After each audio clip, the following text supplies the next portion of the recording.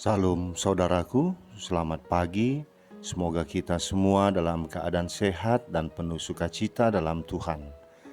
Marilah kita menggunakan waktu sejenak untuk berdoa, membaca dan merenungkan firman Tuhan sebagai sumber kekuatan, inspirasi dan motivasi bagi kita hari ini, Jumat 10 September 2021. Sebelumnya mari kita berdoa. Bapa di surga, kami bersyukur atas hari yang indah ini, hari yang penuh harapan.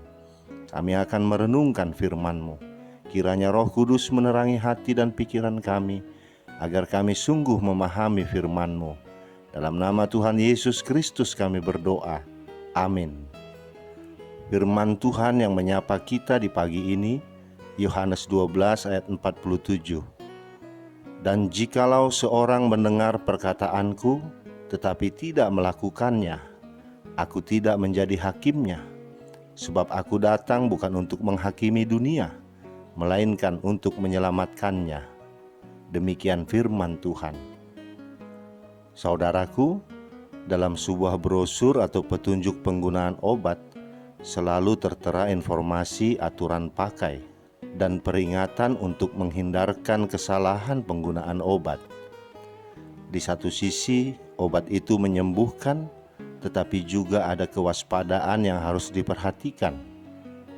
Kelalaian dan ketidakpedulian terhadap petunjuk aturan pakai dan peringatan bisa berakibat fatal. Dalam nas renungan kita hari ini, Yesus memberikan sebuah petunjuk peringatan bagi orang-orang yang tidak percaya kepadanya. Bukan hanya sekedar tidak percaya, tetapi hal ini juga berlaku bagi orang-orang yang tidak melakukan perkataannya. Yesus diutus Bapa menjadi penyelamat, menjadi terang, agar manusia tidak hidup dalam kegelapan. Ia tidak datang untuk menghakimi manusia, tetapi memberikan petunjuk jalan hidup kekal, yaitu anugerah kehidupan kekal di surga bagi orang yang percaya dan mempercayakan hidupnya hanya kepada Yesus. Ada orang yang menganggap Tuhan itu sebagai suatu sosok yang kejam dan seram, penghukum bagi orang-orang yang berbuat dosa. Ada juga orang yang menganggap Tuhan itu sebagai suatu sosok yang jauh dan tidak terjangkau dan tidak dikenalnya.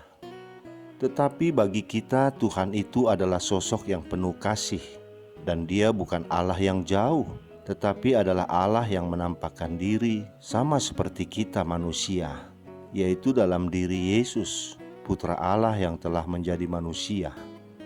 Allah mengutus Yesus ke dunia ini untuk menyelamatkan manusia dan memulihkan hubungan manusia dengan Allah yang telah terputus sejak manusia pertama jatuh ke dalam dosa. Jadi jelas Allah menghadirkan Yesus ke dunia berdasarkan kasih. Ia tahu bahwa manusia memang berdosa, tetapi dengan kasih-Nya Ia mengambil inisiatif untuk memulihkan hubungannya dengan manusia yang telah terputus itu. Karena itu kita tidak perlu takut dan segan kepada Yesus, karena Ia datang ke dunia ini bukan untuk menghakimi, mencari kesalahan kita lalu menghukumnya. Yesus datang malah untuk menawarkan keselamatan, dan Ia pun tidak memaksakan kehendak-Nya. Ia hanya mengulurkan tangan-Nya dan membiarkan kita untuk menyambut-Nya atau tidak. Sekali lagi, Dia tidak pernah memaksakan kehendak-Nya.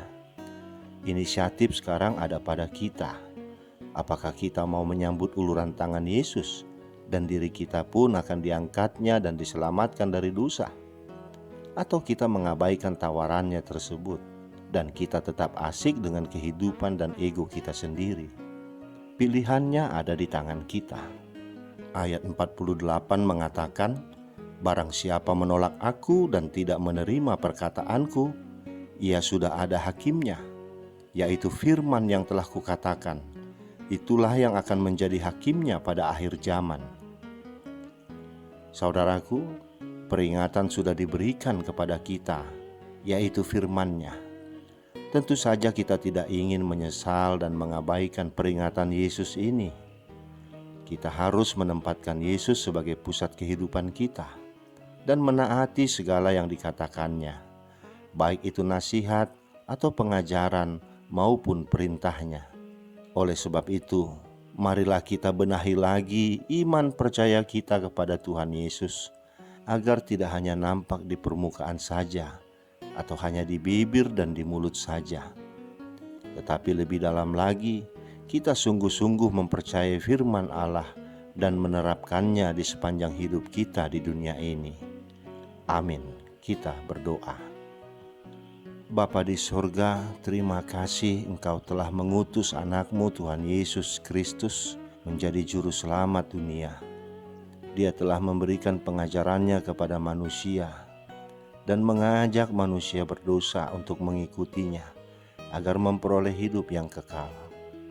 Dan sekarang pilihannya ada pada kami. Kami memiliki kehendak bebas untuk mengikut Dia atau tidak. Namun kami mau mengikut Dia, Bapa. Tolong kami agar kami mampu melakukan firman-Mu seperti yang diajarkan Yesus kepada kami sejak dulu.